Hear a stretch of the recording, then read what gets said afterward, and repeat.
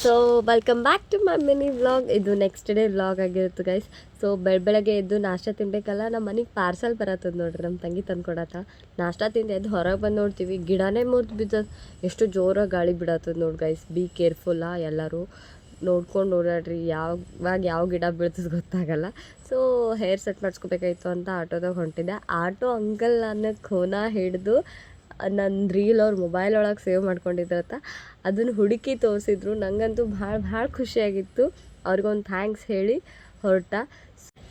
So hair set ಮಾಡಿಸ್ಕೊಳಕ್ಕೆ ಕುಂತೆ ಬಿಟ್ಟು ನೋಡ್ರಿ, ಹೇರ್ ಸೆಟ್ ಮಾಡ್ತಾ ಟೈಮ್ ಹೋಗಿದ್ದೆ ಗೊತ್ತಾಗ್ಲಿಲ್ಲ ಗೈಸ್. ಹೇರ್ ಸೆಟ್ ಆದಮೇಲೆ ಮಮ್ಮನ್ನ ಹೇರ್ ಕರ್ಲ್ ಮಾಡಿಸ್ಕೊತೀನಿ ರೀ ಅಂತಂದೆ.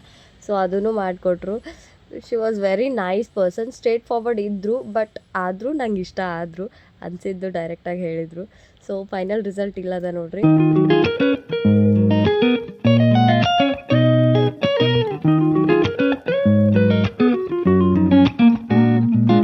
ಸೊ ನಾ ಮನೆಗೆ ಬಂದು ರೀಲ್ಸ್ ಮಾಡಬೇಕು ಅಂತ ರೆಡಿಯಾಗಿದ್ದೆ. ಎಷ್ಟು ಕ್ಯೂಟ್ ಅನ್ಸತ್ತಿದ್ದ ಅಂತಂದ್ರೆ ಎಲ್ಲರೂ ಅಲ್ಲತ್ತಿರು, ಮಸ್ತ್ ಕಾಣಿಸತ್ತಿದ್ನಿ, ಕ್ಯೂಟಾಗಿ ರೆಡಿಯಾಗಿ ಅಂತ ಅನ್ನತ್ತಿದ್ರು. ಸೊ ಹೇರ್ ಸ್ಟೈಲ್, ಹೇರ್ ಕಲ್ ನಂಗಂತೂ ತುಂಬ ಇಷ್ಟ ಆಯಿತು. ನಿಮಗೂ ಇಷ್ಟ ಆಯ್ತಾ ಅಂತ ತಿಳಿಸ್ರಿ. ಮತ್ತೆ ಸಿಗುವ, ಬಾಯ್.